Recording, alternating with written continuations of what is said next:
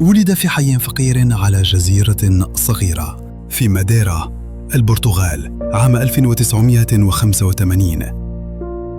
غادر منزله في سن 12 لملاحقة الحلم.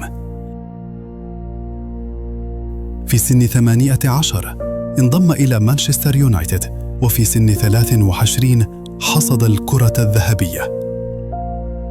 سجل أكثر من 850 هدفاً رسمياً، أكثر من أي لاعب في التاريخ.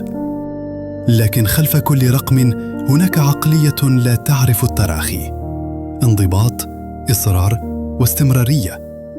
كريستيانو رونالدو ليس مجرد أسطورة كروية، بل آلة من الإرادة والهوس والانضباط. حولت طفلاً من جزيرة فقيرة إلى أسطورة عالمية.